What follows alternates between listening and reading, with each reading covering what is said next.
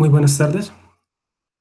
Agradecemos a todos haber aceptado la invitación a participar de esta charla que prepara el capítulo estudiantil de óptica con motivo de la celebración del Día Internacional de la Luz y también como celebración del 60 aniversario del primer láser.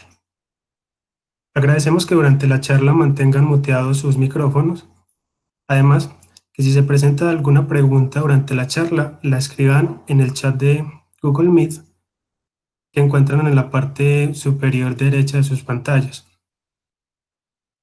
Agradecemos de antemano a nuestro orador por aceptar la invitación, el profesor Daniel Nisperusa.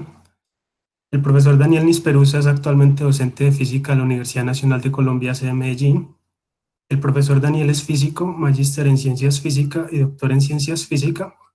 Su área de actuación en investigación es óptica, particularmente en láseres y espectroscopía, óptica atmosférica y LiDAR. Hace parte del Grupo de Investigación de Ciencias Básicas del Tecnológico de Antioquia, institución donde también labora como docente investigador.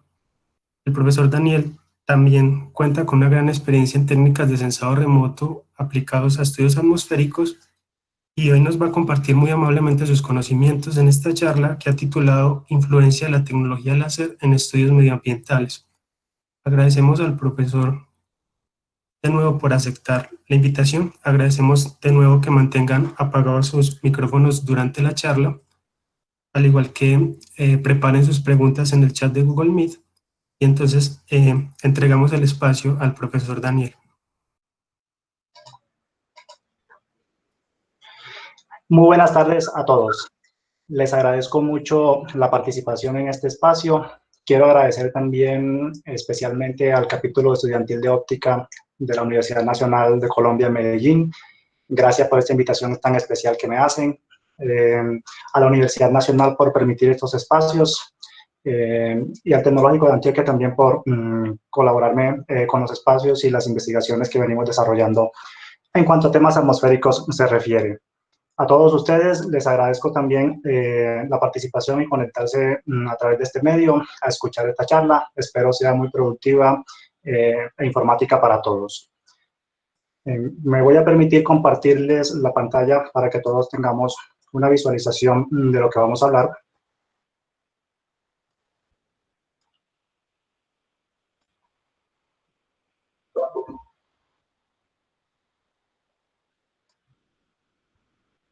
Y he titulado esta presentación en conmemoración al Día Internacional de la Luz y aniversario de la invención del láser como influencia de la tecnología láser en estudios medioambientales. La idea es mostrar de cierta manera cómo la tecnología láser ha impactado y nos ha permitido en la actualidad adquirir cierta información sobre el ambiente, información que ha sido bastante útil en cuanto a la comprensión de los problemas medioambientales que nos aquejan en la actualidad. A modo general del contenido de esta presentación, hablaremos a manera de introducción sobre el problema medioambiental, específicamente cómo desde la física podemos entender algo sobre el cambio climático. Luego mostraremos a manera ya de introducción hacia el tema específico de esta presentación, a la luz como una herramienta para los estudios medioambientales y terminaremos hablando sobre los aportes específicos que la tecnología láser ha hecho hacia estos estudios medioambientales. Entonces, sin preámbulos adicionales, vamos a empezar a entender cómo desde la física podemos entender un poco lo que concierne con el tema de actualidad de cambio climático. Para poder entender eso, debemos remitirnos a un concepto, a un fenómeno que se presenta de manera natural, conocido como balance radiativo. Entonces, pretenderé en esta presentación inicial dar una introducción hacia este balance. El balance radiativo tiene que ver con ese equilibrio que existe entre la cantidad de energía que llega a nuestro planeta proveniente del Sol en forma de radiación electromagnética o luz y la cantidad de energía que nuestro planeta en su totalidad puede absorber, asimilar y reemitir nuevamente al espacio exterior. Entonces, en ese proceso se dan varios fenómenos que toman relevancia e importancia en cuanto a lo que tiene que ver con el clima de nuestro planeta. Entonces, lo que tenemos es que, de forma natural, hay una cantidad de energía que proviene del Sol, llega a nuestro planeta asimila porción de esa energía, otra porción la remite al espacio exterior, y eso regula nuestro clima y regula nuestros ambientes. Profesor, qué pena, le interrumpo. Sí, Nos está presentando la diapositiva. sí, No, no se no, ve. la diapositiva, lo vemos a usted. Aquí me dice que se está compartiendo, entonces yo voy a intentar nuevamente.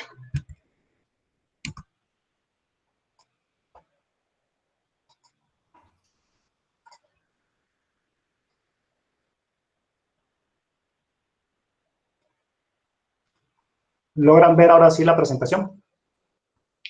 Sí, profesor. Ok.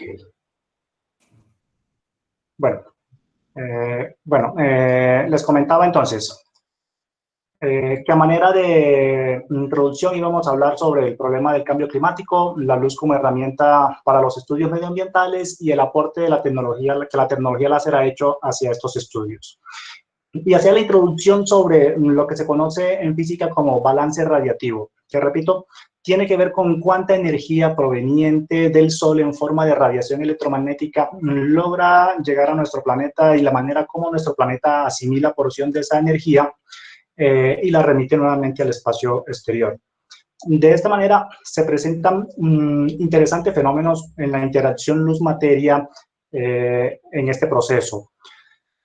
Cuando la luz proveniente del Sol llega a nuestro planeta, parte de esta luz es directamente reflejada hacia el espacio exterior por las capas superiores de nuestra atmósfera. Otra parte es absorbida y también reflejada hacia el espacio exterior por los distintos estratos y constituyentes químicos que se encuentran al interior de la atmósfera, y una porción logra penetrar y llegar a la superficie de la Tierra.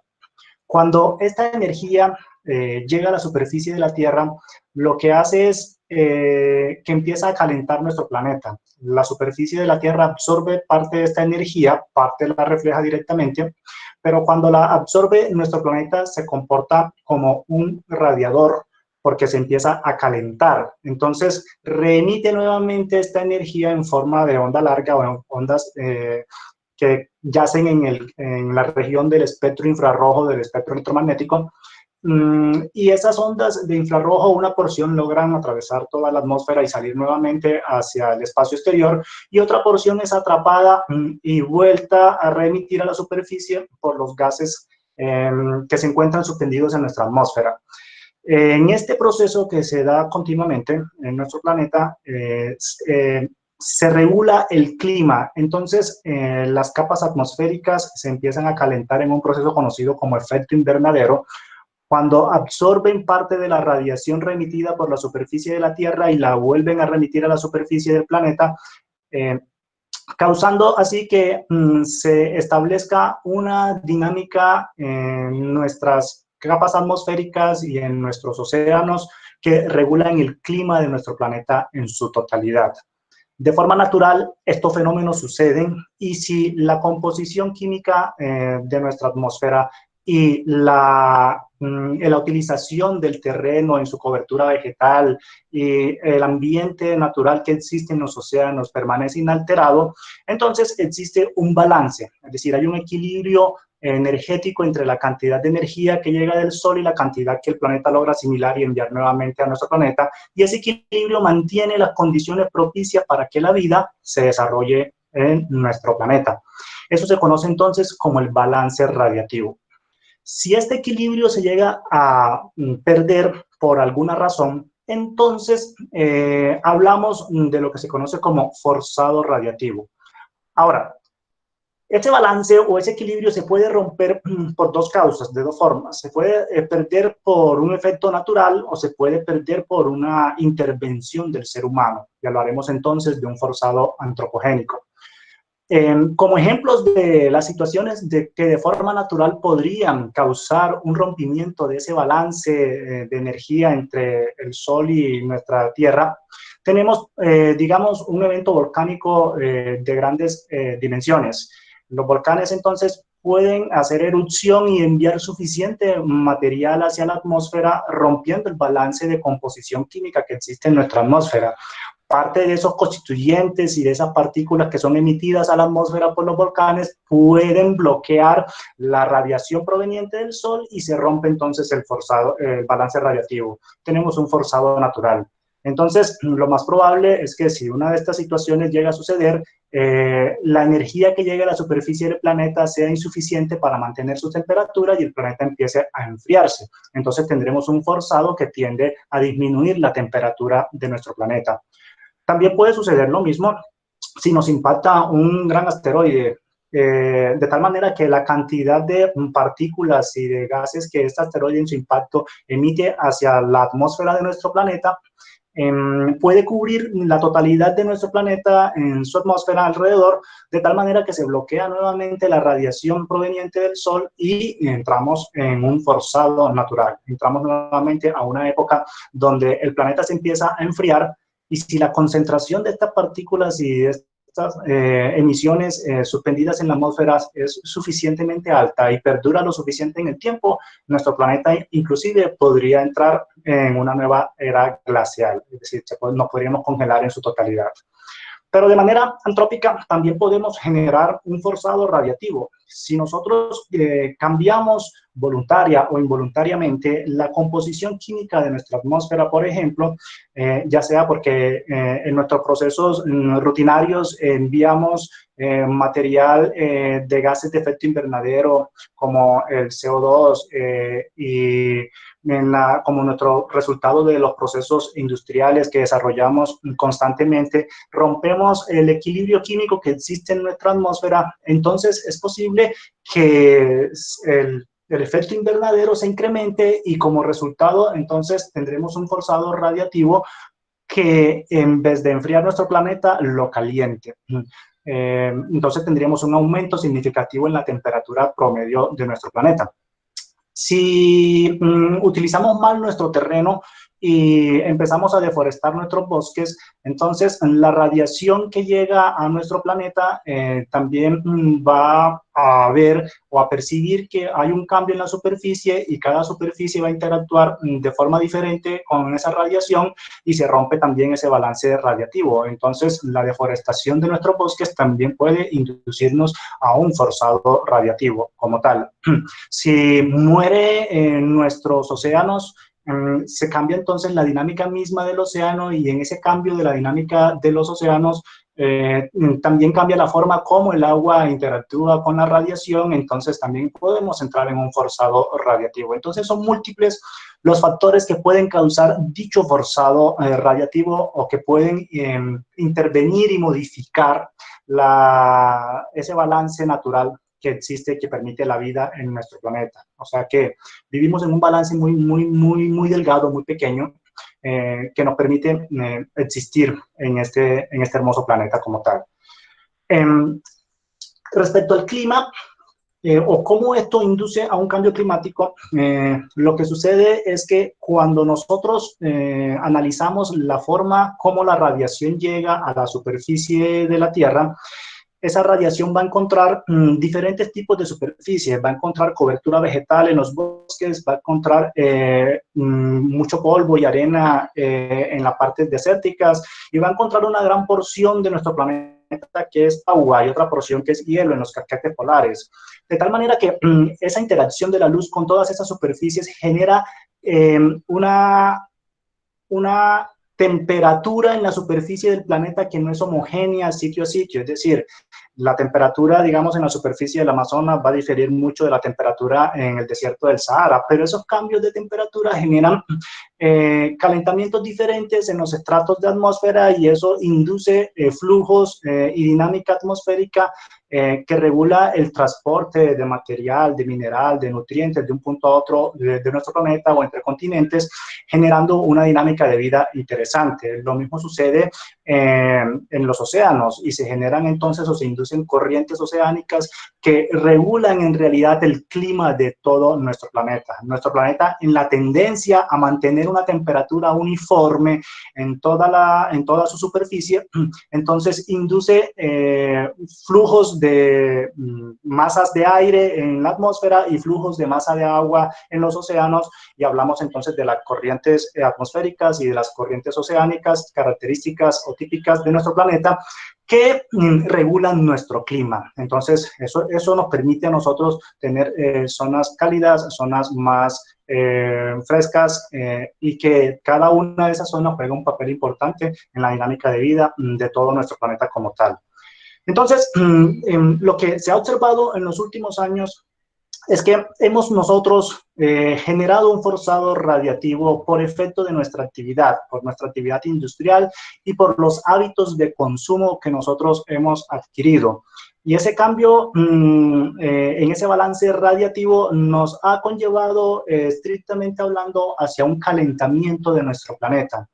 En esta simulación hecha por NASA podemos ver el cambio en la temperatura del planeta promedio desde los años 1880, donde se tiene el registro científico de la temperatura en la superficie, hasta la actualidad. Podemos notar nosotros que nuestro planeta en general ha experimentado un incremento en su temperatura debido a que hemos cambiado nosotros la composición química de nuestra atmósfera.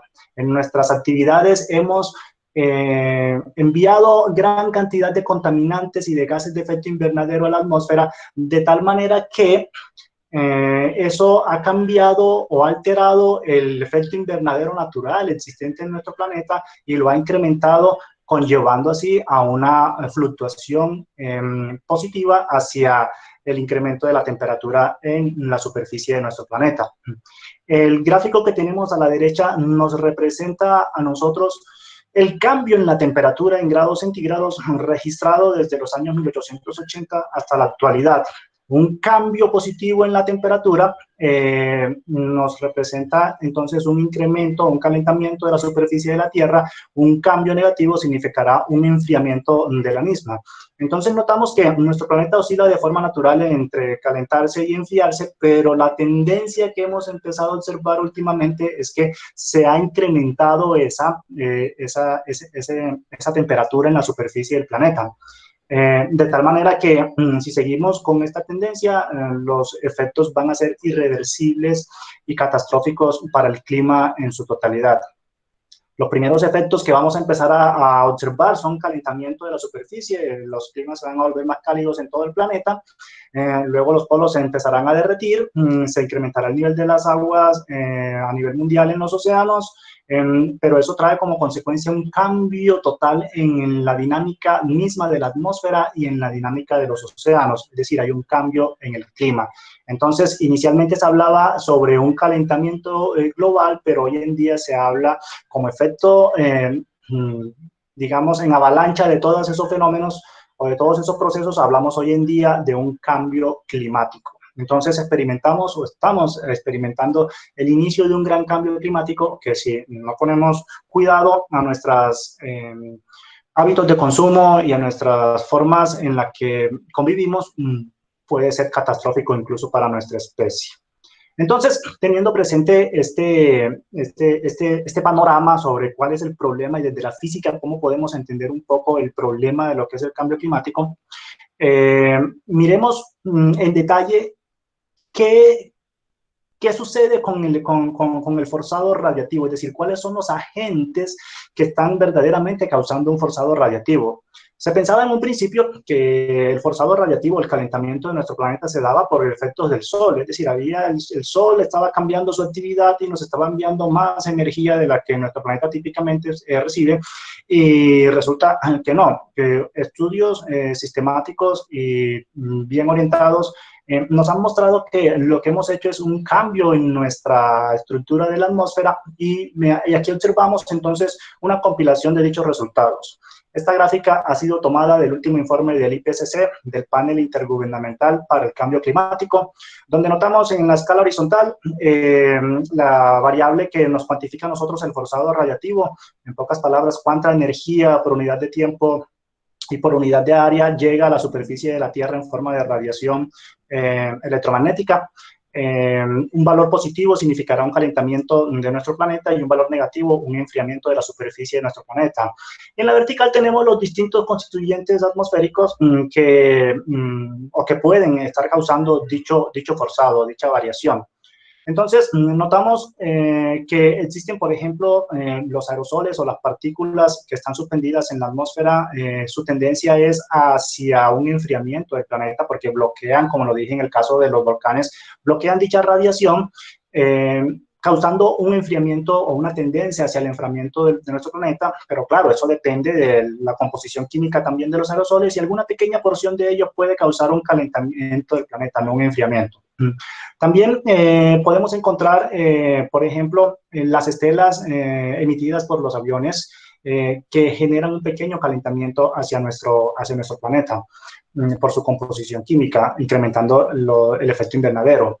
Tenemos el albedo o la cantidad de energía reflejada por la superficie de nuestro planeta. Esto hace que se dé una tendencia hacia el enfriamiento de nuestra superficie. El vapor de agua es un gas de efecto invernadero. Ese vapor de agua tiende a calentar un poco nuestra superficie. El ozono estratosférico, que se encuentra muy alto sobre nosotros, tiende a enfriar nuestra superficie porque bloquea ciertos colores, digámoslo de esa manera, o longitudes de onda de la radiación que llega a nuestro planeta. Pero en la troposfera este gas se convierte en un gas de efecto invernadero y lo que tiende es a calentar el planeta. Y los gases de efecto invernadero, cuya composición mezclada se encuentra abundante en nuestro planeta, causan una constante calentamiento y son quizá la contribución más significativa hacia el calentamiento, hacia el rompimiento del balance radiativo. De tal manera que haciendo un balance total entre los fenómenos que pueden ser naturales o que pueden ser producidos por el hombre, la actividad antrópica es la que está causando principalmente el calentamiento de nuestro planeta. Tenemos una tendencia hacia valores positivos en esta escala y esa tendencia, pues obviamente cuantifica todas estas posibilidades como tal. Si ustedes observan detenidamente esta gráfica, notarán que las barras de incertidumbre asociadas al estudio de cada uno de estos constituyentes son aceptables para el caso de los gases o de la contribución de los gases, pero en el caso de las partículas de aerosol, las incertidumbres son mayores a la propia medida.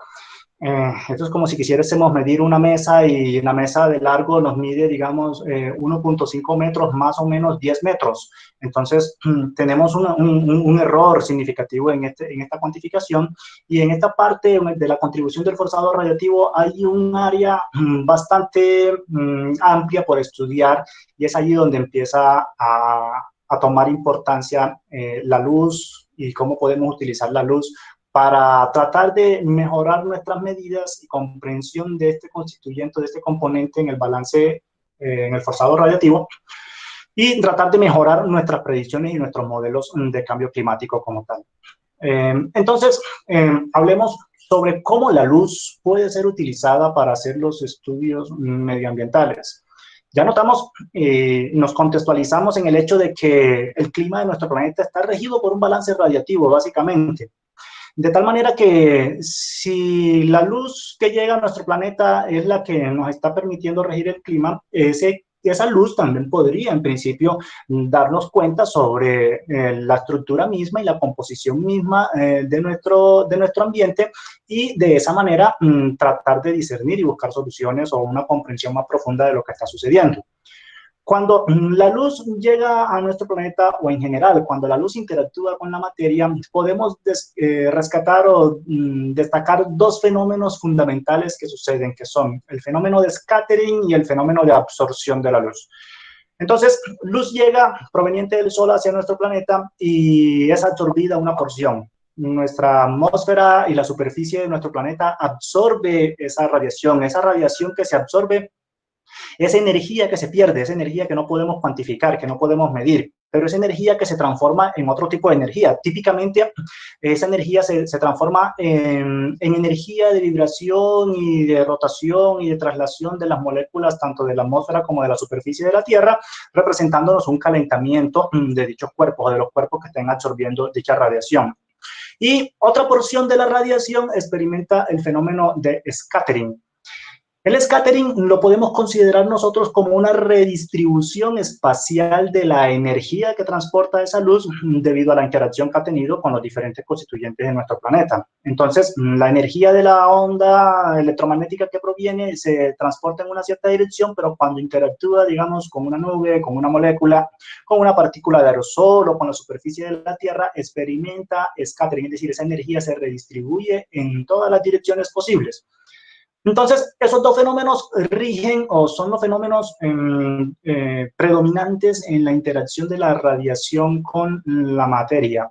De tal manera que si yo tuviese la oportunidad de, en la superficie de la Tierra, por ejemplo, colocar un detector o un dispositivo que convierta esa radiación, la capture y me permita cuantificar esa cantidad de radiación, yo podría cuantificar cuál es el efecto del scattering y cuál es el efecto de la absorción. Ahora, la absorción y el scattering nos dan cuenta a nosotros, o a partir del análisis de esos dos fenómenos, podemos nosotros adquirir información sobre los constituyentes atmosféricos o los constituyentes de la superficie de la Tierra, o del medio que está interactuando con la luz que nosotros querramos considerar o estemos considerando. Esa interacción, términos generales y de una manera muy simple la he colocado aquí, la podemos hallar y la podemos hacer o modelar matemáticamente a partir de la conocida ley de Beer-Lambert-Burger, la cual nos dice cómo es atenuada la luz, cómo se atenúa la intensidad de la radiación a medida que se propaga en un medio donde se produce tanto el scattering como la absorción. Es la única ecuación que voy a mostrar en esta presentación. Pero la traigo a consideración y se las quiero mostrar a ustedes porque en esta ley aparece un término conocido como el coeficiente de atenuación o de extinción de la luz, y ese coeficiente da cuenta tanto de la absorción como del scattering, y en estos coeficientes de absorción y de scattering se encuentra contenida y codificada toda la información de las partículas y de las moléculas y de los átomos con los cuales la luz interactúa en su camino. Es decir, si nosotros, por ejemplo, en este caso, llegásemos a lograr cuantificar la cantidad de luz que llega a nuestro detector, y de esa cantidad de luz podemos identificar cuánto corresponde a la absorción, cuánto corresponde al scattering, y a partir del análisis de estos coeficientes podríamos entonces conocer qué tipo de partícula causó el scattering, en qué concentración estaba, cuál era su tamaño, a qué velocidad iba, dónde estaba posicionada, etcétera, etcétera. Es decir, podemos conocer todo, absolutamente todo, todo, todo del medio con el cual la luz interactuó gracias al análisis de estos dos constituyentes o de estos dos digámoslo, coeficientes. Eso es un estudio de espectroscopía, es decir, ahí entra la espectroscopía como una herramienta de la física para hacer los estudios y como tal podemos sacar mucha información valiosa, y esa información nos ha permitido a nosotros comprender un poco más lo que está sucediendo respecto a nuestro cambio climático. Entonces, yo quise traer esta ecuación a esta presentación porque me parece importante que sepamos que allí está contenida toda la información. El reto tecnológico y el reto teórico y el reto de modelación, porque esto es un modelo, esto es una aproximación a lo que realmente está sucediendo, consiste en sacar de allí esa información viene codificada en forma de energía, en forma de onda, en forma de luz. ¿Y cómo sacar esa información de ahí? Bueno, es un trabajo arduo que los científicos llevamos décadas trabajando en ellos, pero el escudriño de estas cantidades nos ha permitido avanzar bastante en cuanto a técnicas y en cuanto al análisis mismo de los fenómenos que están sucediendo. Y eso nos lleva, obviamente, a cuando escalamos o cuando lo contextualizamos en nuestro fenómeno de medio ambiente, a comprender mejor nuestro medio ambiente como tal. Entonces, a manera de ilustración de qué técnicas podemos nosotros utilizar con la luz para estudiar el medio ambiente, podemos mencionar en principio la fotometría y la espectrorradiometría. Yo he colocado aquí solar, pero no necesariamente tiene que ser solar, es decir, podemos utilizar incluso otra fuente de luz para hacer estudios espectroscópicos en medio ambiente como tal. En el caso de que tomemos el sol como nuestra propia fuente de luz, entonces puede suceder lo siguiente. Si nuestro dispositivo se encuentra ubicado en la superficie de la Tierra, supongamos que esta es la superficie del planeta, entonces la luz proveniente del sol llegará, atravesará nuestra atmósfera y por algún sistema o dispositivo óptico podemos capturar esta luz. La luz que llega a nuestro dispositivo óptico, que puede ser un telescopio, una lente, un espejo, cualquier dispositivo que diseñemos para ello, la enviamos hacia un espectrómetro de alta resolución cuya función es descomponer esta luz, que es luz blanca, en todos los colores posibles, digámoslo de esa manera, es decir, obtener un espectro de colores de esa luz. Entonces, el espectrómetro lo que hace es descomponer esa luz en todas las longitudes de onda posibles y registrarlas en forma de señal eléctrica, es decir, transformar esa luz por medio de un detector, como lo hacen las cámaras fotográficas, en una señal eléctrica, y esa señal eléctrica la graficamos o la almacenamos en una memoria de computador para luego ser analizada.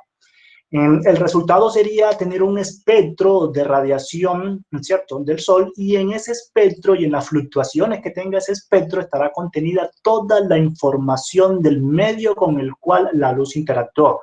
En este caso, en el caso de esta gráfica, tendríamos que sería la atmósfera, es decir, tendríamos información completa, absoluta, de todos los constituyentes atmosféricos con los cuales la luz tuvo la oportunidad de interactuar antes de llegar a la superficie de la Tierra. En pocas palabras, podríamos conocer la composición química de la atmósfera, podríamos conocer la temperatura de la atmósfera, la densidad, etcétera, etcétera. Y si hacemos esto en el tiempo, extendido en el tiempo, entonces podremos hacer un estudio dinámico de la atmósfera. La tecnología hoy en día lo permite, de tal manera que podemos nosotros hacer como especie de fotogramas de la atmósfera, digámoslo de esta manera. Si cada espectro nos representa una fotografía de la atmósfera, por decirlo así, podremos hacer fotogramas en tiempos menores a segundos, es decir, en menos de un segundo podemos tener una fotografía o la información de la atmósfera, y si extendemos esto en un día completo de mediciones, entonces tendremos una evolución y podremos ver en detalle la dinámica y los procesos químicos que se están dando lugar en nuestra atmósfera. Entonces podemos estudiar los gases de efecto invernadero y el efecto que esos gases están teniendo en el clima de nuestro planeta a partir de las técnicas fotométricas y espectrorradiométricas. Yo he unido estas dos técnicas en una porque el principio de operatividad es el mismo y es este que se encuentra aquí, que les he explicado. La diferencia en las técnicas radica básicamente en la resolución espectral, es decir, en cuánto detalle se puede tener de este espectro que se está obteniendo en nuestro detector como tal. Una medición típica de la fotometría o la espectroradiometría solar se vería de esta forma. Aquí tenemos un espectro de radiación solar medido en superficie. Claro, este espectro fue tomado aquí en Medellín, corresponde aquí a la ciudad de Medellín. De tal manera que en la escala vertical tenemos la intensidad de dicha superficie y en la escala horizontal tenemos las longitudes de onda. Entonces tenemos el espectro de radiación solar en superficie y podemos notar ciertas características en este espectro. Es decir, aquí entra entonces las técnicas espectroscópicas para analizar. Cada irregularidad que se observa en estos espectros corresponden a procesos atmosféricos y a constituyentes atmosféricos. Cada pico o cada valle que ustedes puedan observar en este tipo de espectros va a corresponder a un componente químico específico de la atmósfera o a un proceso físico que se esté dando en dicha atmósfera. Si existiese un cambio brusco o significativo en la forma de este espectro, eso inherentemente estará relacionado con un cambio en la dinámica atmosférica. Entonces, si hacemos un estudio cinemático de cómo este espectro evoluciona en el tiempo, podremos ver entonces y analizar y sacar información sobre qué está sucediendo en la atmósfera. El análisis de este espectro en la región ultravioleta nos permite hacer estudios de gases como el ozono, como los óxidos sulfurosos, los óxidos nitrosos, así como en alguna región del espectro visible como tal. También podemos estudiar las partículas de aerosol asociados a este espectro debido a que, por ejemplo, la disminución o incremento en la intensidad de este espectro en el tiempo puede estar asociado a la presencia de capas de aerosoles gruesas en la atmósfera o puede estar asociado también a un proceso de absorción drástica de la luz por efectos de cambios químicos mismos en la atmósfera. Entonces, aquí entra la espectroscopía en todo su detalle y en todo su rigor a analizar de cada uno de estos piquitos qué se puede sacar y qué podemos inferir respecto a la atmósfera que ha causado este espectro como tal, o que nos ha arrojado este espectro como tal. Entonces la luz se nos presenta entonces a nosotros como una sonda, como una herramienta maravillosa para entender en tiempo casi real qué está sucediendo, digamos, por decir algo, en la atmósfera.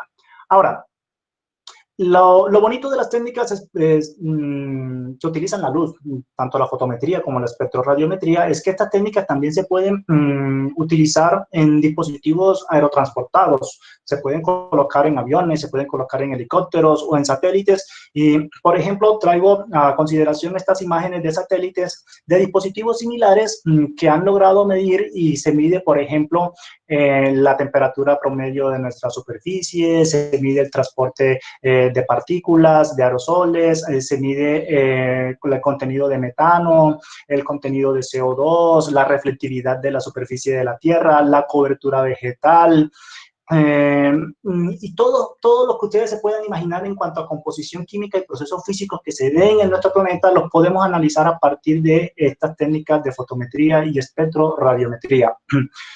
Cada uno de estos mapas tiene información valiosa sobre el clima de nuestro planeta, y esto nos ha permitido a nosotros entender con mucha más profundidad qué es lo que está sucediendo con el cambio climático. Por ejemplo, aquí tenemos imágenes que dan sobre el océano, entonces nos hablan, por ejemplo, del fitoplancton y de la porción que existe de vida en nuestros océanos. También podemos cuantificar la cantidad de oxígeno que se está produciendo en nuestro planeta, tanto en los bosques como en los océanos. Y monitorear cultivos, monitorear zonas de bosques, monitorear también el transporte de partículas, de aerosoles de un continente a otro, la sal marina, etcétera, etcétera. Aquí traigo a consideración un ejemplo de una simulación hecha por NASA sobre el transporte de partículas, y estas imágenes son tomadas desde satélite utilizando fotometría y espectrorradiometría. Entonces, aquí podemos ver cómo en el desierto del Sahara se generan grandes tormentas de arena, y esas tormentas de arena son transportadas por los flujos de vientos intercontinentales y llegan a América, llegan a nuestra región. Esto afecta la calidad del aire de nuestra zona, pero también trae gran cantidad de nutrientes que son aprovechados en el Amazonas, por el bosque del Amazonas, para poder existir. En el caso particular de nosotros, con cierta periodicidad, este polvo proveniente del Sahara llega hacia nuestro valle y nos causa algunos problemas de calidad del aire. Nos satura nuestros medidores y nuestros sistemas de alerta sobre la calidad del aire, y nos lleva a veces a casos de contingencia ambiental. También vemos cómo es el transporte de la sal marina, por ejemplo. Esto que ven ustedes en color azulito es lo que corresponde al transporte de la sal marina, y vemos cómo los huracanes transportan la sal marina de un punto a otro del continente, así que la misma sal que se encuentra suspendida en la atmósfera tiene un ciclo y tiene un transporte y tiene una evolución y juega un papel importante en el clima de nuestro planeta. También vemos el transporte de smog. procedente de los incendios forestales y de la actividad misma del ser humano en algunas regiones. Entonces vemos cómo hay focos donde se genera el smog en regiones con mayor abundancia que en otras, y cómo ese smog se puede transportar de un punto a otro de nuestro planeta, afectando también la calidad de vida de latitudes, de grandes latitudes o de grandes regiones en nuestro planeta, y obviamente también el clima como tal. Entonces, ahí los problemas medioambientales se pueden estudiar y se pueden analizar de manera remota utilizando, por ejemplo, las técnicas de fotometría y espectroradiometría. Ahora, vayamos a los aportes, en particular que la tecnología láser. El láser sigue siendo luz, sigue siendo una fuente de luz como tal. Entonces, también podemos utilizar el láser, siendo una fuente de luz, para hacer estudios del medio ambiente. Y voy a empezar a hablar sobre algunas técnicas, y empezaré por esta. Empezaré por la técnica LiDAR, Light Detection and Ranging. En esta técnica, básicamente lo que se hace es enviar hacia la atmósfera pulsos de luz láseres muy potentes con mucha energía. Y cuando la luz viaja a través de la atmósfera, estos pulsos de luz experimentan scattering y absorción. Generalmente se utiliza un color de la luz o una longitud de onda de la luz que coincide con una ventana atmosférica, de tal manera que se le da prevalencia al scattering antes que a la absorción. Entonces es más la porción de luz que experimenta scattering que la que experimenta absorción, de tal manera que el láser puede viajar grandes distancias a través de la atmósfera y puede incluso salir de la atmósfera sin ningún problema. Pero cada pulso de luz que nosotros enviamos a la atmósfera experimentará entonces scattering, y parte de esa energía, de esa onda que ha experimentado scattering, vuelve a la superficie de la Tierra, y nuevamente con un sistema óptico, una lente o un telescopio, capturamos esa radiación y la enviamos hacia un proceso de manipulación tanto espectral como electrónica. Entonces, lo que hacemos en principio es enviar un pulso de luz y cuantificar el tiempo que tarda el pulso de luz en ir y ser detectado. Entonces, podemos hacer una estratificación de la atmósfera mediante la cuantificación de esos tiempos. Si conocemos, o si asumimos, más bien conocida, la velocidad de la luz a través de la atmósfera, entonces eso nos da pie para obtener una estratificación de la atmósfera con una resolución espacial extremadamente buena. Podemos estar hablando de alrededor de 3.5 metros. Es decir, podemos obtener información de la atmósfera a lo largo de toda la atmósfera cada 3.5 metros, y eso es una resolución bárbara. Entonces, y si a eso le sumamos el hecho de que podemos emitir impulsos de luz con una frecuencia de repetición muy, muy alta, desde los 10 Hz hasta el orden de los kilohertz, es decir, cada segundo podemos estar enviando 10 pulsos de luz o 1000 pulsos de luz o más. Entonces, cada segundo podríamos estar obteniendo entre 10 y 1000 señales LiDAR como tal, es decir, podemos estar tomando un fotograma o información de nuestra atmósfera con una resolución temporal extraordinaria. Entonces, la tecnología LiDAR nos ha permitido a nosotros explorar la atmósfera de una manera única, con una resolución espacial y temporal extraordinaria. Ahora, cuando la luz viaja a través de la atmósfera, experimenta diversos procesos. El proceso que uno seleccione para detectar acá se conoce entonces como el proceso espectral, o la selección espectral que uno puede hacer de la información. Me explico. En la luz que regresa de la atmósfera se encuentra contenida toda la información de los constituyentes atmosféricos. Recuerden la ley de Beer, es decir, en esa luz es luz que ha experimentado scattering. En ese coeficiente de scattering está contenida la información completa de las propiedades físicas y químicas, y además, como estamos haciendo una estratificación en la atmósfera, la posición donde se encuentran esos constituyentes atmosféricos. Entonces, eso nos permite a nosotros conocer, por ejemplo, composición química, tamaño de partículas, nos permite a nosotros identificar o tener perfiles de temperatura, perfiles de densidad de la atmósfera, perfiles de humedad relativa. Podemos obtener también información sobre la velocidad del viento y de las partículas que causaron el scattering de esta luz. Podemos también conocer la geometría misma de las partículas, es decir, su esfericidad, si eran esféricas o eran irregulares. Podemos conocer o indagar sobre la interacción que existe entre las partículas de aerosol y la formación de las nubes. Podemos identificar estratos de atmósfera, el límite de la troposfera, el límite de la capa límite, más adelante lo mostraremos en una imagen. En detalle, de tal manera que dependiendo de la selección espectral que nosotros hagamos acá, es decir, de qué fenómeno, detrás de qué fenómeno,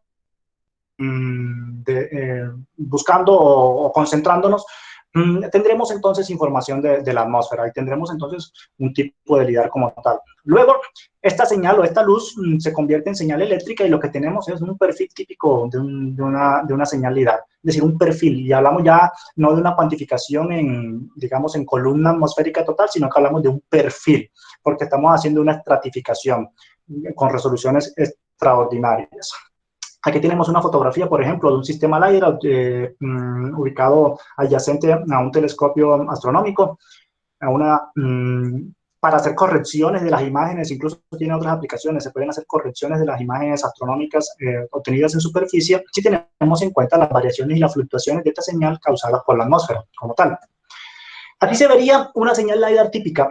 Si enviamos el pulso de luz y luego cuantificamos el tiempo y por medio de la ecuación de movimiento rectilíneo uniforme pasamos ese tiempo a alturas o a distancias, entonces tendríamos la señal LiDAR típica de esta manera. Entonces hay una región donde la señal se incrementa y hay una probabilidad, esto es como una especie de sombra que se le hace a la señal por las características geométricas mismas del telescopio y de la óptica que se está utilizando para capturar la luz, pero a partir de cierta distancia se captura la luz y la luz empieza a decaer casi que de forma exponencial, siguiendo la ley de Beer-Lambert-Burger, a través que se propaga sobre la atmósfera como tal.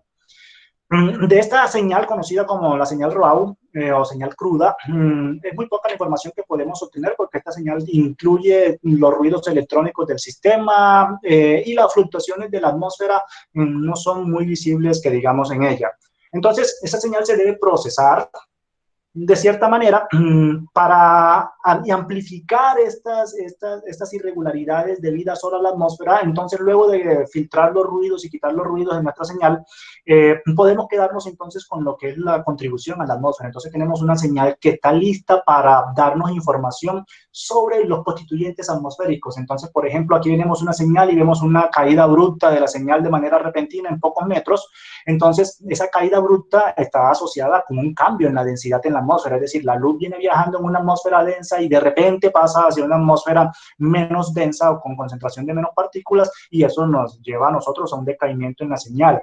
Estos crecimientos y fluctuaciones están asociadas a pequeñas capas de aerosol que se encuentran en la atmósfera suspendidas.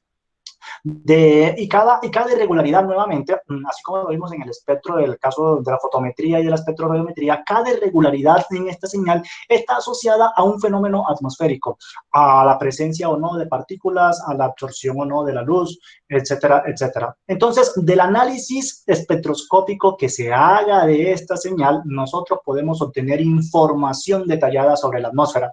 Y si a eso le sumamos que esa información la podemos obtener con una gran resolución espacial y temporal, entonces tendremos una herramienta súper poderosa para hacer estudios ambientales como tal.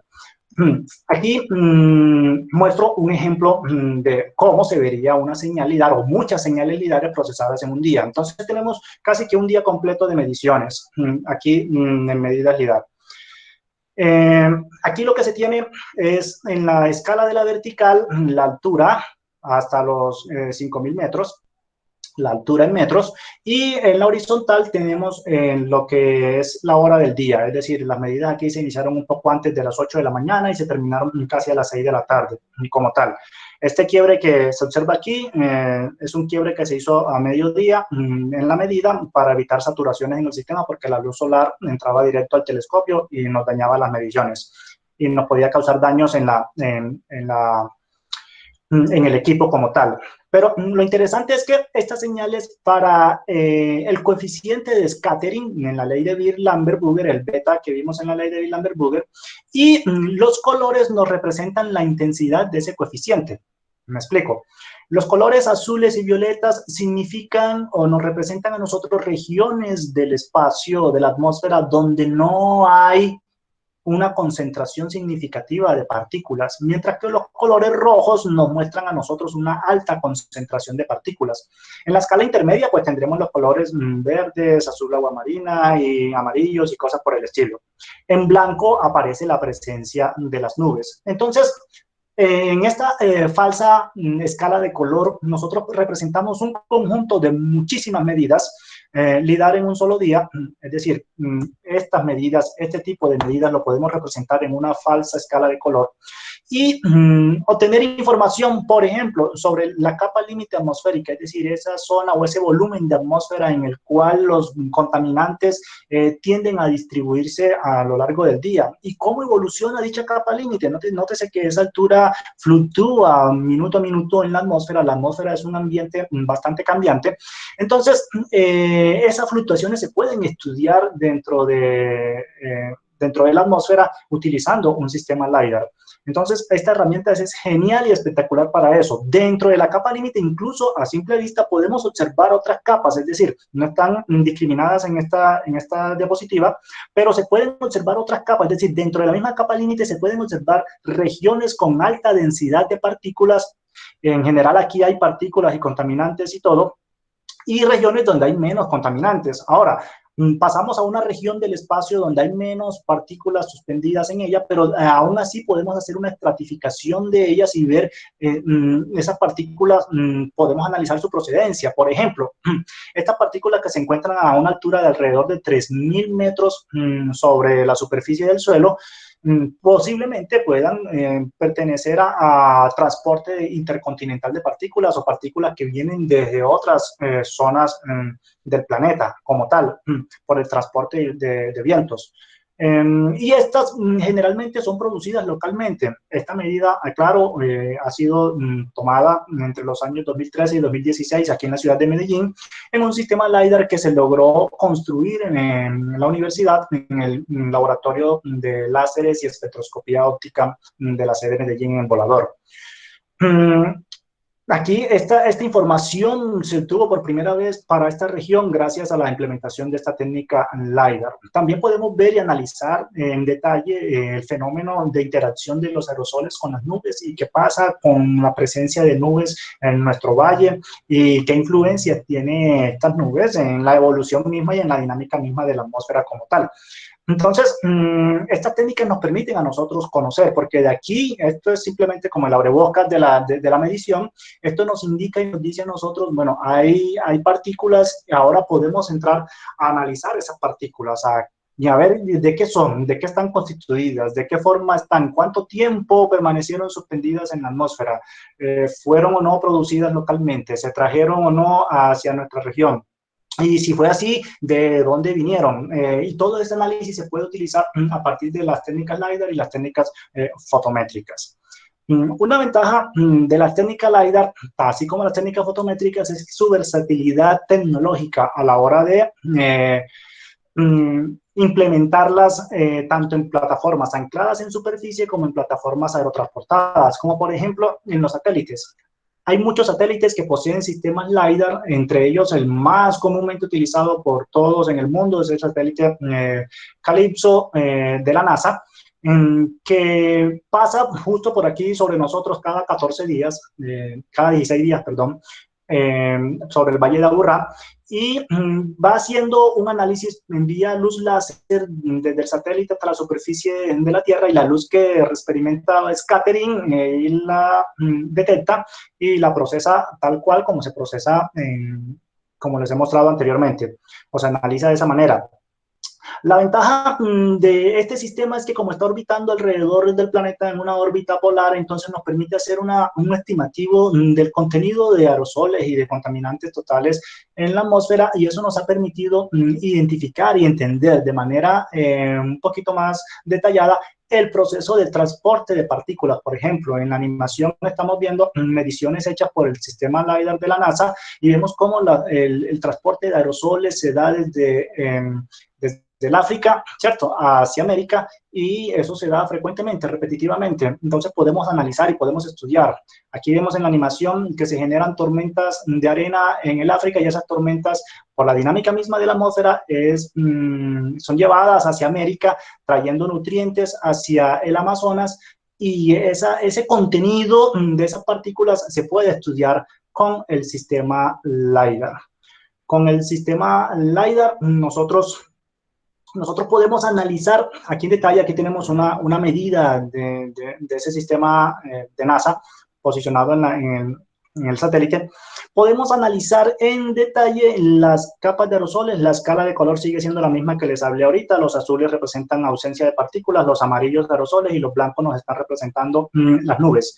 Entonces, podemos ver punto a punto del planeta en una trayectoria cómo está constituida la atmósfera.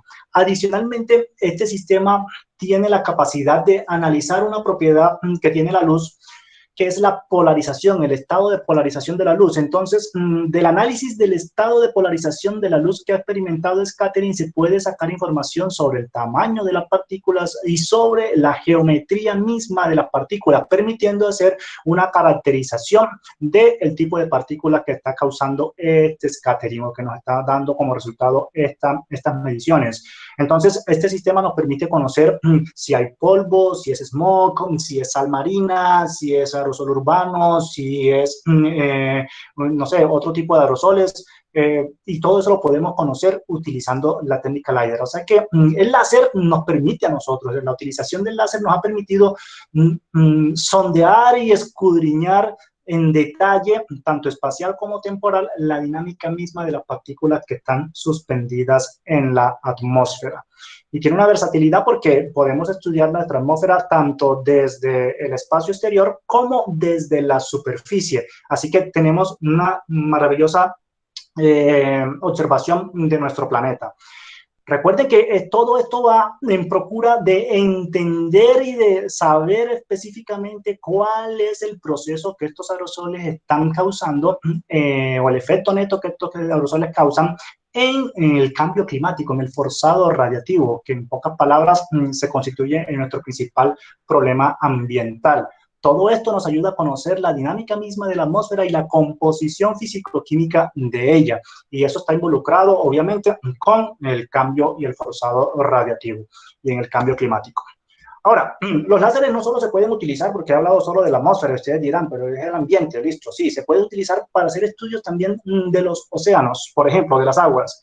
Nótese que el sistema LiDAR viaja en órbita polar alrededor de nuestro planeta, y en su órbita se encuentra tanto con superficies terrestres como la superficie de los océanos. Cuando el sistema viaja sobre los océanos, además de tener la posibilidad de estudiar la atmósfera, también tiene la posibilidad de estudiar la composición, la fluorescencia que se pueda dar sobre la atmósfera, la vida que puede existir en el océano como tal, la temperatura misma del océano, etcétera, etcétera. Así como también se puede hacer cuando viaja, por ejemplo, por los bosques. De la reflectividad de la luz de la superficie de nuestro planeta, el sistema también puede analizar la composición vegetal. Podemos saber qué tipo de vegetales eran, qué tipo de cultivos, qué tipo de bosque era, si está en buen estado, no está en buen estado, etcétera, etcétera. Es decir, la tecnología se puede utilizar para el propósito que nosotros querramos como tal. Entonces podemos estudiar las aguas. Entonces, esto en el caso del sistema LiDAR en satélite. Pero podemos ir a una cuenca, podemos tomar una muestra, digamos, de un río, o una muestra de un estanque o de un embalse cualquiera, y en laboratorio hacer un estudio con láseres también de esa agua, por decir algo. Entonces podemos iluminar con láser esta muestra que estamos tomando y analizar esa información mediante técnicas espectroscópicas. Del cambio en las propiedades de la luz, o que la luz experimente luego de interactuar con esta muestra de agua, tendremos información sobre su composición química, sobre su sedimentación, sobre el tamaño de las partículas que se encontraban suspendidas, sobre si el agua estaba en buena o mala calidad, etcétera, etcétera. Y esto complementa, obviamente, el resto de estudios que los ingenieros ambientales, químicos y biólogos vienen realizando sobre nuestras aguas como tal. O sea que la tecnología láser también la podemos utilizar para hacer estudios en el agua. No solo en la atmósfera como tal. Y esto nos ha llevado a una mayor comprensión de la dinámica que las especies y la contaminación que nosotros estamos haciendo sobre las aguas está teniendo sobre el cambio climático en general. Podemos tener, por ejemplo, el escáner láser aerotransportado. Podemos con láser también construir un escáner que ubiquemos sobre un avión o sobre un helicóptero, últimamente sobre un dron. Entonces, enviar rayos láser hacia la superficie y hacer un mapeo de la superficie de nuestro planeta, y específicamente una aplicación muy particular que se le da a esto, se hace en cuanto a la obtención de imágenes de altísima resolución sobre la cobertura vegetal.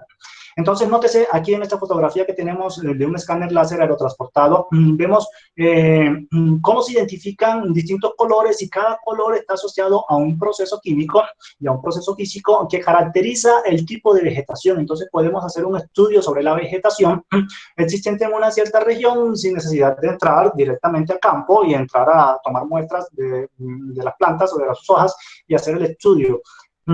Implícitamente aquí se encuentra contenida toda la información de estas plantas y el estado en el que se encuentran ellas. También se puede, a partir de esta cobertura vegetal y modelos químicos y biológicos, inferir la cantidad de CO2 o la cantidad de oxígeno que estas plantas están procesando. Si se hace un mapeo de esto en el tiempo, entonces tendremos la oportunidad de ver si la cobertura vegetal se mantiene, si la cobertura vegetal está disminuyendo, si se está causando deforestación o no se está causando deforestación, y el impacto que ella puede tener sobre la calidad del aire, sobre la temperatura de los suelos y sobre el cambio climático en general como tal. Así que también podemos utilizar la tecnología láser para hacer este tipo de estudios. Entonces es maravilloso porque relativamente con un sistema liviano podemos hacer una imagen y hacer un mapeo y un estudio de grandes zonas y de grandes bosques sin necesidad de entrar en contacto directo con él, sin necesidad de enviar personas a tomar muestras, lo cual podría durar o tardar demasiado tiempo para adquirir dicha información. Entonces, hacemos estudio del terreno como tal, hacemos un mapeo del terreno y sabemos entonces las características físico-químicas de ese terreno porque la luz capturada nuevamente contiene toda la información del sistema que ha causado dicho scattering, que en este caso será la cobertura vegetal o la superficie del terreno. Aquí tenemos un escáner o aplicaciones de escáneres láseres, pero no de aerotransportados, sino colocados en la superficie. Por ejemplo, aquí podemos ver, digamos, la copa de los árboles. Aquí tengo una imagen hacia arriba, un árbol y las ramas de los árboles. Y podemos estudiar el follaje de los árboles como tal y qué procesos se están dando en el tiempo con ese follaje.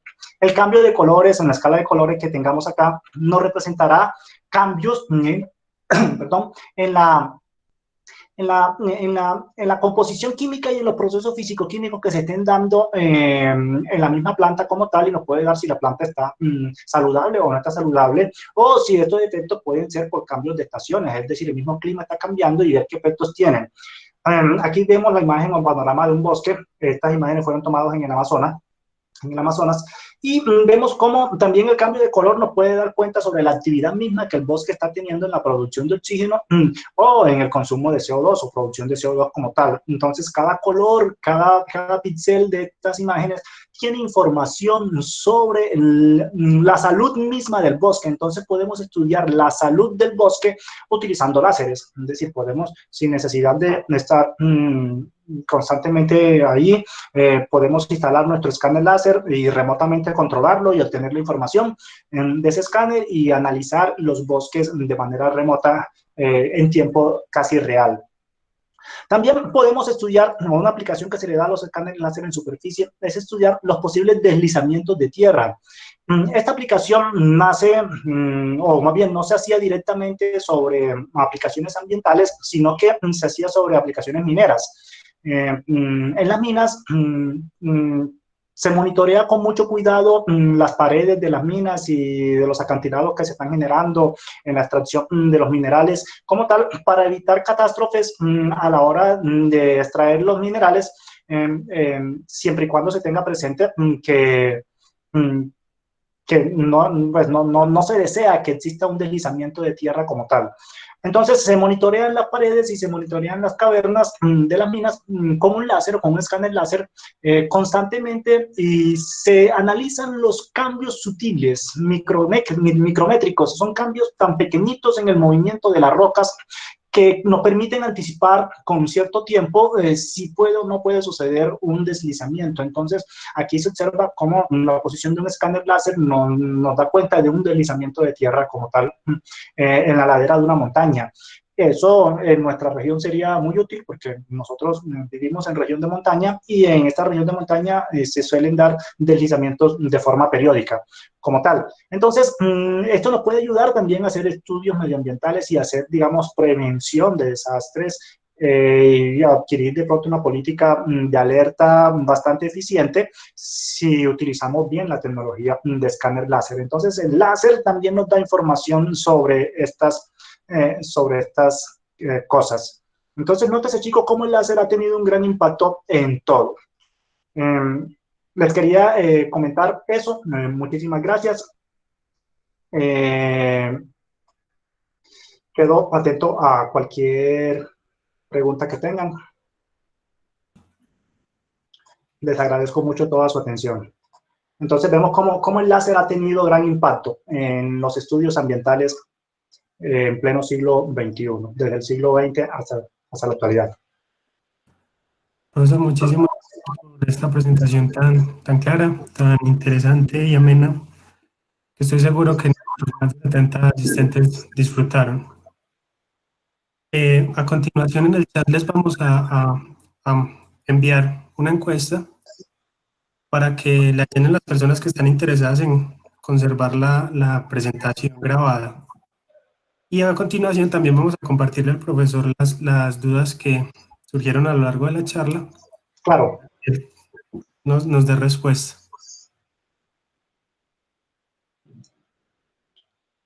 Profesor, con Sí. respecto a la información que presentaba en el perfil LIDAR a lo largo del día, Sí. Federico Torres nos pregunta, ¿esa información cómo ha impactado las políticas sobre la contaminación en la ciudad? Bueno, la ciudad en Colombia en general, no solo la ciudad. Colombia está atrasado en cuanto a la interpretación y en cuanto a la aplicación de estas técnicas para tomar políticas de control y políticas de prevención.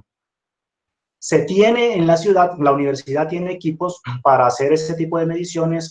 Tengo entendido que CIATA, que es la entidad que está encargada del control ambiental de la atmósfera, también ha adquirido recientemente algunos equipos similares y equipos con las mismas características a un sistema LiDAR, pero no están siendo involucradas actualmente en las políticas de control ambiental. Las políticas en cuanto a las alertas que se están emitiendo de contaminación ambiental están siendo tomadas basados en las medidas que se están haciendo en superficie de forma in situ de la atmósfera, con medidores o sistemas que absorben una porción de la atmósfera y la analizan de cierta manera y nos cuantifican la cantidad de material particulado PM10, PM2,5, PM1 o menores que puedan existir en la atmósfera. Eso está bien, pero eso es una visión incompleta de lo que esas partículas realizan dentro de nuestra atmósfera, y no nos permiten caracterizar el tipo de partículas, no nos permiten saber cuánto tiempo demoran en ella, ni nos permiten a nosotros tampoco saber si fueron producidas o no dentro de nuestra atmósfera como tal. Es decir, esa visión que las autoridades nos están mostrando es una visión incompleta todavía de lo que realmente es la calidad del aire.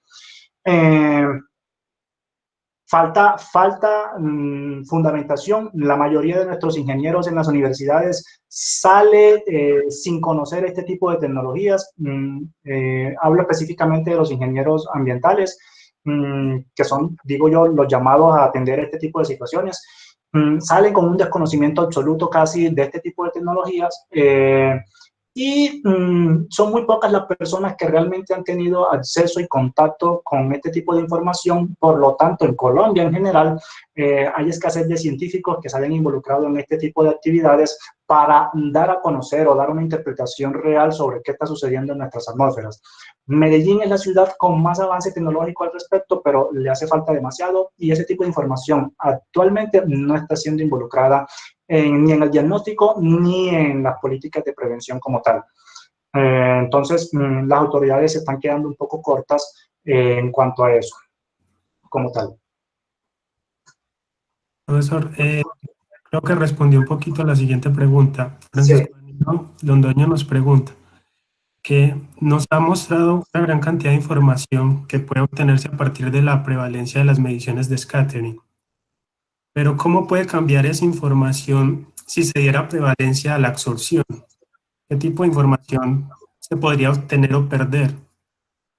A ver, cuando hablamos de la absorción hay que tener mucho cuidado, porque la luz que se absorbe es luz que no se puede medir. En realidad, la luz absorbida es luz que se perdió. Entonces, la absorción la podemos cuantificar de manera indirecta, cuantificando cuánta cantidad de luz logró pasar el medio que estamos estudiando o cuánta luz experimentó scattering. Así que, estrictamente hablando, la absorción no se cuantifica, es decir, se infiere, porque es luz que se pierde. Se absorbió, dejó de ser luz, es decir, interactuó con una molécula en la atmósfera y se perdió, dejó de ser luz como tal. Eh, entonces, lo interesante de las técnicas espectroscópicas es que cada, digámoslo, cada sustancia, cada gas, cada líquido, cada átomo absorbe luz de una manera muy particular dependiendo de su configuración electrónica. Es decir, por ejemplo, el ozono, que se encuentra suspendido en la atmósfera, no absorbe radiación en las longitudes de onda larga, por ejemplo, no absorbe radiación en el infrarrojo, pero cuando estamos hablando del ultravioleta, el ozono lo absorbe significativamente. Entonces, podemos estudiar el ozono en la atmósfera utilizando técnicas espectroradiométricas, haciendo una especie de balance en una longitud de onda que no es absorbida como una que sí es absorbida, y hacer como una especie de cotejo, y podemos entonces hacer cuantificaciones e inferencias sobre el contenido de ozono. Y así sucesivamente con el resto de gases traza, por ejemplo, existentes en la atmósfera, con los óxidos nitrosos, sulfurosos, con los dímeros de oxígeno, con el metano, con el CO2. Ellos, cada sustancia absorbe en ciertas longitudes de onda. Entonces, de las técnicas espectroscópicas podemos analizar aquellas que no fueron absorbidas y las que sí fueron absorbidas, en qué cantidad fueron absorbidas, teniendo presente obviamente una intensidad de radiación referente, y eso nos permite estudiar contenidos de químicos presentes en la atmósfera y en las aguas también, obviamente.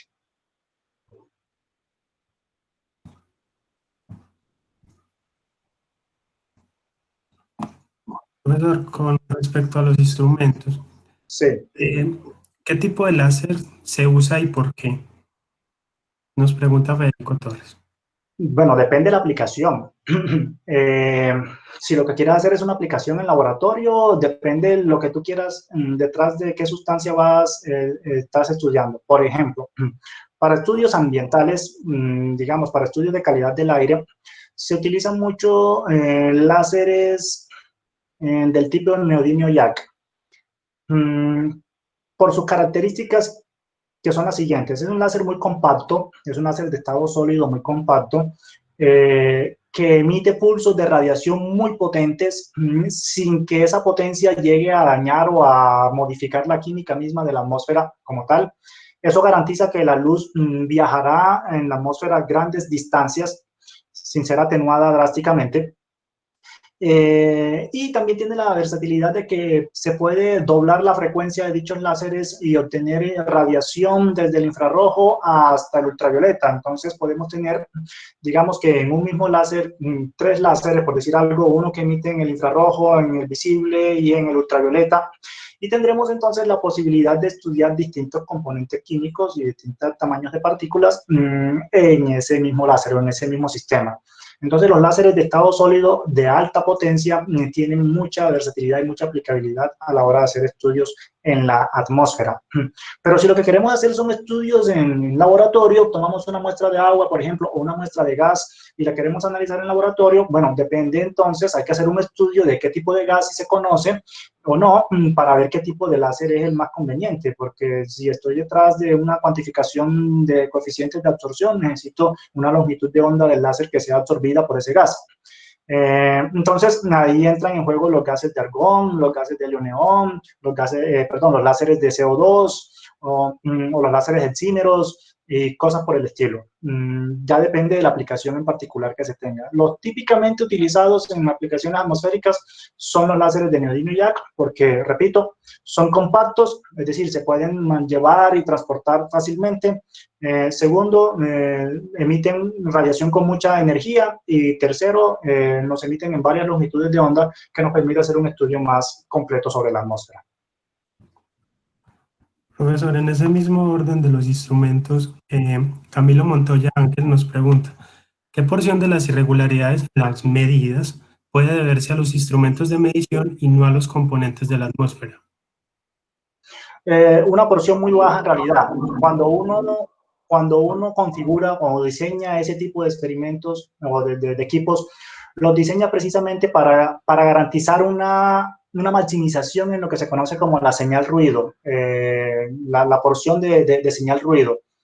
Es decir, que el ruido sea lo más pequeño posible y que la señal que estemos detectando sea lo más grande posible como tal. Entonces uno diseña, eso hace parte del diseño del equipo como tal, antes de cualquier cosa, uno diseña el equipo para que los efectos de temperatura, ruido electrónico y otras señales parásitas que puedan entrar a nuestro dispositivo, como radiación proveniente de otras fuentes, puede ser que esa fuente sea la luna, sea el sol, sea una lámpara que tenemos en nuestro laboratorio, o cosas por el estilo, sean insignificantes respecto a la señal misma que estamos nosotros estudiando como tal. Entonces entra en ese parámetro de señal ruido, es donde uno se concentra en la parte de diseño del equipo para garantizar un funcionamiento óptimo. De tal manera que menos del 0.01%, 0.02% de la señal que se esté detectando sea proveniente del ruido como tal. Y a eso obviamente uno le anexa que en el procesamiento de los datos uno hace un filtrado nuevamente de esa información, es decir, esos ruidos son quitados de manera algorítmica en los programas que uno está utilizando para analizar dicha información.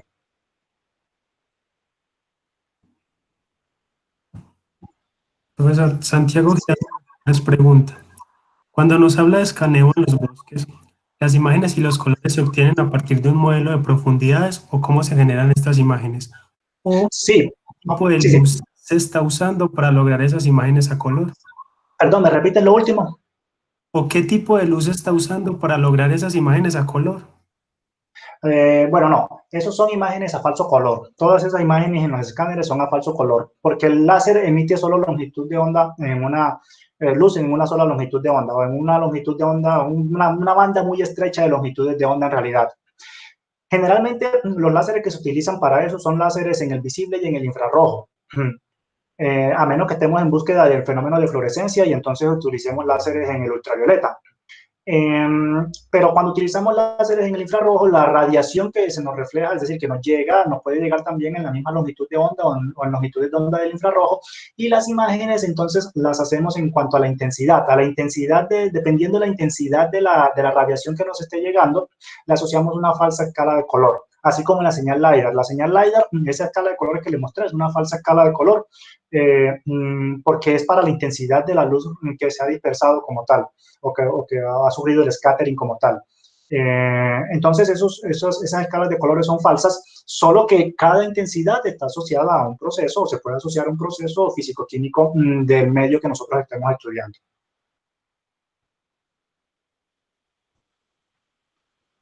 Profesor Carolina Seferino nos pregunta, si los componentes químicos que influyen mayormente en el forzamiento radiactivo tienden más al calentamiento atmosférico que al enfriamiento, ¿qué consecuencias podría esperarse en un futuro, sabiendo que acabar con el consumismo mundial es misión imposible? Bueno, las consecuencias no son muy alentadoras en realidad. Si Si continuamos calentando nuestro planeta, podríamos imaginarnos el siguiente escenario apocalíptico. Se derriten nuestros polos por efectos de calentamiento, ¿cierto?, de nuestra superficie. Al derretirse nuestros polos, la temperatura promedio de los océanos en nuestro planeta tiende a homogeneizarse.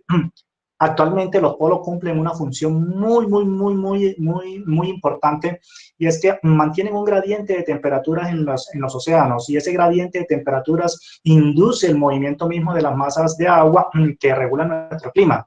Entonces, si nuestro planeta se derrite por completo, perdemos nuestros casquetes polares y de hielos, la temperatura promedio de los océanos tiende a ser la misma, y al existir una temperatura promedio, la termodinámica nos indica a nosotros pues, que ese flujo de masas va a desaparecer, o va a tender a cambiar drásticamente. Entonces, las corrientes oceánicas van a cambiar, y el cambio en las corrientes oceánicas conllevarán a un cambio climático catastrófico. El agua, entonces, podrá conducirnos a un cambio en nuestra atmósfera, porque ese cambio en las corrientes oceánicas nos van a conllevar a nosotros a la muerte de corales y de muchas especies marinas que dependen de las corrientes marinas para que se mantengan vivos. Y eso nos va a llevar también a una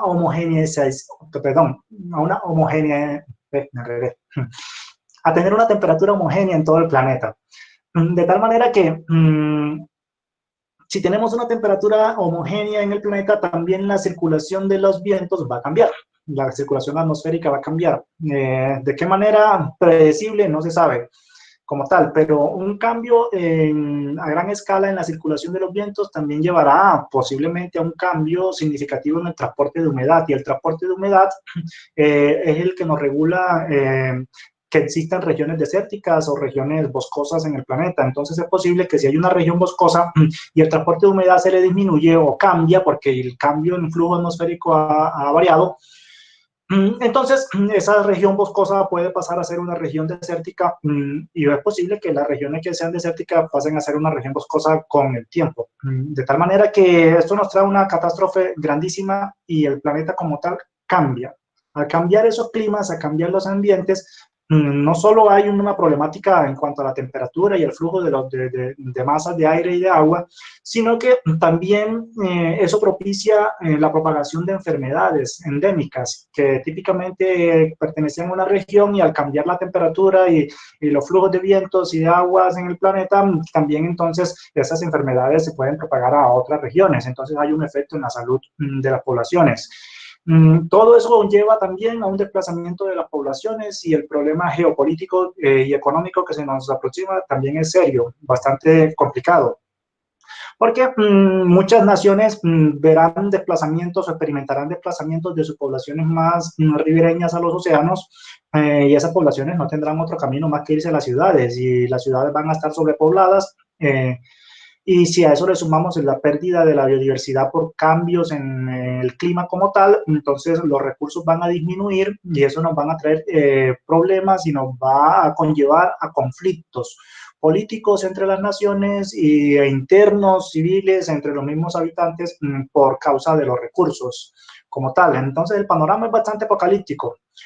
Si no tomamos una medida y si no tomamos conciencia real sobre esto que nos está sucediendo como tal. Entonces, nótese que romper el balance radiativo puede traernos serios problemas. Quizá nuestro planeta no desaparezca como tal, como planeta, y la vida a largo periodo, al fin y al cabo, se abrirá paso y sobrevivirá, pero nosotros como especies no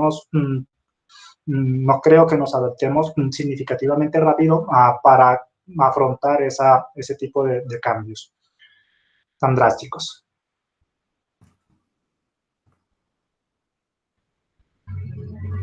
Una pregunta en el chat, pero invitamos a los asistentes, después de que respondamos esta última pregunta, a que desmuten su micrófono y la hagan directamente al profesor. Maferrey nos pregunta, ¿el uso de la tecnología láser, perdón, el uso de la tecnología láser cree que podría aportar más a la adaptación o a la mitigación del cambio climático? ¿Y cuál cree que sería la ruta de gestión para el uso de esta tecnología en un rigor nacional? A ver, no creo que la tecnología láser nos lleve a una mitigación directa sobre efectos en el cambio climático. Yo creo que nos lleva más bien a una comprensión y a un diagnóstico más acertado de qué es lo que está sucediendo en el planeta. Es decir, es una tecnología que nos permite a nosotros hacer diagnóstico. Políticas para la mitigación nos corresponde ya a nosotros, es decir, a los científicos, a los gobiernos, a los ciudadanos, es con esa información, con esa comprensión, ¿qué vamos a hacer? Es decir, ¿qué camino vamos a tomar nosotros en cuanto a adaptarnos a este cambio climático como tal? En cuanto a lo que tiene que ver con el futuro de la tecnología y estas tecnologías en Colombia, yo lo veo promisorio. En realidad, cada vez son más las ciudades que están interesadas en adquirir este tipo de tecnología, y aquí mismo dentro del Valle de Aburrá, algunos gobiernos, algunos municipios están interesados también en adquirirla como tal. Dentro de las universidades también se ha venido desarrollando y se ha venido extendiendo este tipo de aplicaciones que cada vez son más conocidas. Poco a poco vamos conociendo un poquito más sobre estas técnicas. A manera de información general, yo les cuento que el primer sistema LiDAR se logró hacer ahí en la Universidad Nacional y estuvo operativo, funcional en el año 2010, y fue el primer sistema en toda Colombia. Y del 2010 a la actualidad, es decir, en 10 años, ya se tienen sistemas LiDAR en Cali, también hay sistemas LiDAR en Medellín, hay varios, pues por lo menos se conoce el de la Nacional y se conoce el del sistema CIATA. Creo que hay otras ciudades también interesadas en adquirir ese tipo de tecnologías. Bogotá mira también de adquirir ese tipo de tecnologías. Lo que es la espectroradiometría y la fotometría, en Medellín también fue pionera en ese tipo de instrumentación como tal, con el laboratorio de láseres y espectroscopía óptica. Se cuenta con un fotómetro de NASA permanente en la ciudad, que hace un monitoreo continuo de las variables de radiación asociadas a los constituyentes atmosféricos en esta región. Cali también cuenta con sistemas de espectroradiometría, Bogotá también, Barranquilla creo que también tiene algunos sistemas. Así que poco a poco nos vamos extendiendo en el conocimiento de estas aplicaciones, y a mí me encantaría que dentro de poco, no esperásemos otros 10 años, otra década, para que nuestros ingenieros salgan formados en ese tipo de tecnologías, para que el ingeniero no tenga que hacer un posgrado, una maestría o un doctorado para aprender o conocer sobre ese tipo de aplicaciones, sino que desde su pregrado tenga acercamiento a esas herramientas y aprenda a manipular y a interpretar la información que de este tipo de herramientas se puede adquirir. Entonces, yo veo con buenos ojos el camino de Colombia. Medellín ha sido pionera y está colocando el ejemplo, pero nos falta mucho en realidad. Todavía falta mucho por entender, y lo que hay que hacer es investigar bastante y formar muy bien a nuestros ingenieros en cuanto a la matemática, los procesos físicos, los químicos y tecnológicos involucrados en todas estas aplicaciones.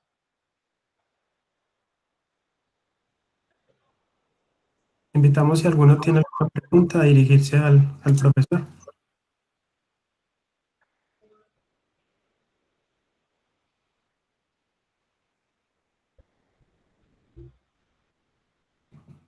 Bueno, Ok.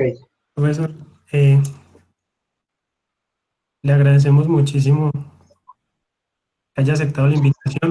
Fue una charla perfecta para el marco de la celebración que tenemos hoy. Yo, Sí, profe. No, yo les agradezco a ustedes la invitación, de verdad. Ha sido un agrado compartir con ustedes, poder contestar las preguntas. Quedo a disponibilidad cualquier información que se requiera. Estoy siempre a la orden para cualquier cosa. De verdad que ha sido muy bonito reunirme con ustedes hoy. Muchas gracias por la invitación, de verdad que sí. Cuídense mucho. Dios me los bendiga a todos.